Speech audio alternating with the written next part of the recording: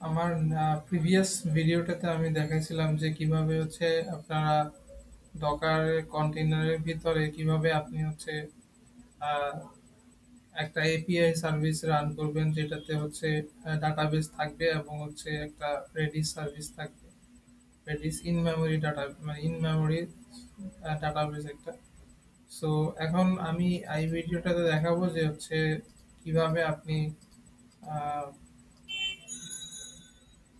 আপনি কিভাবে আপনার কন্টেইনার, যখন যদি আপনার একটা সার্ভিসের ভিতর মানে ডকারে অনেকগুলো কন্টেইনার থাকে, যেমন অনেক একটা সার্ভিসের ভিতরে অনেকগুলো কন্টেইনার থাকতে পারে।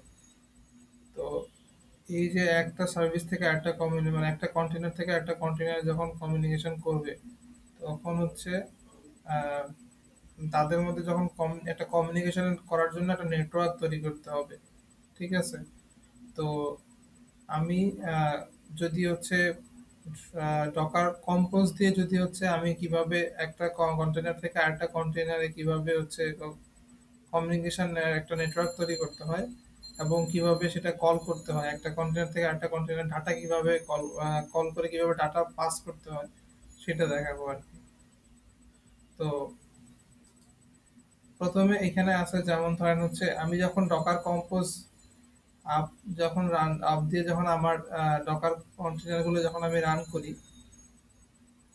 তো এখানে আমার হচ্ছে আমার সার্ভিসটা অলরেডি রানিং। যেমন আমি যদি ডকার কম্পোজ ফাইলটা দেখাই, এটা হচ্ছে আমার ডকার কম্পোজ ফাইল। তো এখানে ধরেন একটা আমার এপিআই সার্ভিস আছে, এখানে আমার একটা আরেকটা সার্ভিস আছে, সেটার নাম হচ্ছে ব্লগ।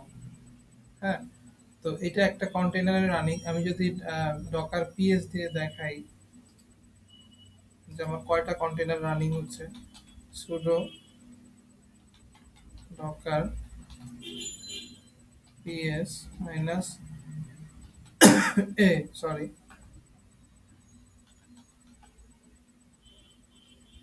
এখানে আমার দেখেন, আচ্ছা, 4 মিনিট এখানে একটা কন্টেনার রানিং করতেছে 4 মিনিট ধরে। এটা হচ্ছে আমার এপিআইটা। এখানে আমার আরেকটা আছে ব্লগ, এটাও 4 মিনিট ধরে একটা কন্টেনার রান করতেছে। এখানে আমার একটা রান করতেছে হচ্ছে মঙ্গো ডিবি, এটা একটা কন্টেনার রান করতেছে। এটা হচ্ছে আমার রেডিস। হ্যাঁ, এটা হচ্ছে আমার আরেকটা কন্টেনারে রান করতেছে। ওকে। সো এখন ধরেন হচ্ছে আমি আমার এপিআই সার্ভিস যেটা রান করতেছে এখানে, এপিআই সার্ভিস যেটা রান করতেছে, তো এখান থেকে হচ্ছে আমি এই ব্লগের সাথে মানে হচ্ছে এইচটিটিপি রিকোয়েস্ট করে ডাটা আদান প্রদান কিভাবে করতে পারি, বা কিভাবে একটার সাথে একটা কানেকশন তৈরি করতে পারি, ধরেন হচ্ছে সেটাই আমি দেখাবো। তো এখানে হচ্ছে আমার একটা ধরেন একটা এইটা হচ্ছে আমার ইন্ডেক্স ডট জেএস ফাইল, এটা হচ্ছে আমার এপিআই সার্ভিসের ভিতরে আছে। এটা হচ্ছে ব্লগ, আর এটা হচ্ছে এপিআই এর সার্ভিসটা। তো ধরেন এখানে আমার এখানে যদি আমি যদি ব্লগের কোনো ডাটা পেতে চাই, যদি এইচটিপি কোনো রিকোয়েস্ট করে ডাটা পেতে চাই, তাহলে আমাকে প্রথমে যেটা আমরা যখন ডকার কম্পোজ ইউজ করি, তো ডকার কম্পোজ কি করে যে হচ্ছে ও অটোমেটিক্যালি একটা নেটওয়ার্ক, ইন্টারনাল একটা নেটওয়ার্ক জেনারেট করে দেয়।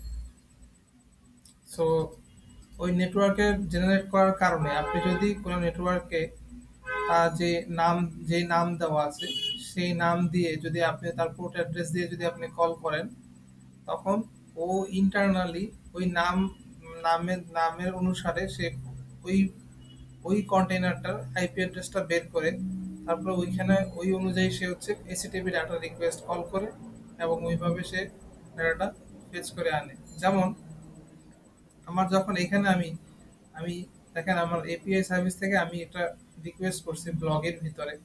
এর জন্য আমি শুধু লিখছি যে ব্লগ এবং 5000, এখানে কিন্তু কোনো আমি আমি আইপি অ্যাড্রেস দিইনি, শুধু আমি একটা আমার সার্ভিসের নামটা দিয়েছি, আর হচ্ছে এন্ড পয়েন্টটা, ওই সার্ভিসের এন্ড পয়েন্টটা আর পোর্টটা দিয়েছি।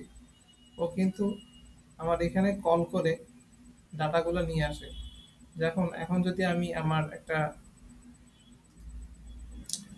আমার একটা ব্রাউজারে আমি যদি দেখতে চাই,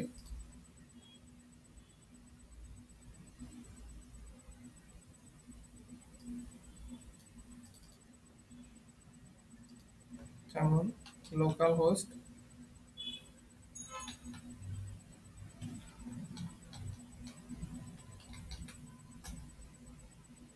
4000, দেখেন এইখানে আমি আহ, এটা আমি এখানে দেখলে সুবিধা হবে, যদি দেখাই, এই যে এখানে আমার এপিআই এ, আমার যে এপিআই এর ডাটাটা, এই যে আমি যখন 4000 স্ল্যাশে হিট করেছি তখন এই যে আমার পোস্ট যেগুলো আছে সেই ডাটাগুলা, পোস্ট মানে আমার ধরেন একটা ব্লগের যে পোস্টগুলো আছে সেই পোস্টগুলো ও হচ্ছে রিকোয়েস্ট করে এখানে নিয়ে আসছে, এই যে ও এখানে কনসোল লক করার কারণে এখানে ও হচ্ছে ডাটাগুলো নিয়ে আসে, এখানে সে দেখাচ্ছে, প্রথমে সে ব্লগ থেকে নিয়ে আসতেছে, তারপরে এখানে সে এসে এই এখানে কনসোল লক করতেছে, তার মানে হচ্ছে আমি যে এইচটিটিপি রিকোয়েস্টটা করতেছি একটা কন্টেইনার থেকে আরেকটা কন্টেইনারে, এটা সাকসেসফুল হচ্ছে। তো সেম ওয়েতে আমরা যখন কোনো এখন আমি আরেকটা উদাহরণ দেখাই, সেটা হচ্ছে যে ব্লগের ভিতরে যখন হচ্ছে আমি আমার ডাটাবেসটা কানেক্ট করি, যে এখানে যদি আমি যখন ডাটাবেস কানেক্ট করেছি, হ্যাঁ আমি এখানে কিন্তু বলেছি যে হচ্ছে ডিবি, আমি শুধু আমার সার্ভিসের নাম বলে দিয়েছি, পোর্ট বলে দিয়েছি, হ্যাঁ ও কিন্তু কন্টেইনার যে ইন্টারনাল যে নেটওয়ার্কটা আছে সেই নেটওয়ার্ক অনুযায়ী সে হচ্ছে কোন পোর্টে যে মানে কোন আইপি অ্যাড্রেসটা ও অটো কনফিগার করে নিয়ে নিয়েছে, এবং এইভাবে মানে এইভাবেই ও ইউআরএলটা মানে হচ্ছে ডিসকভার করেছে।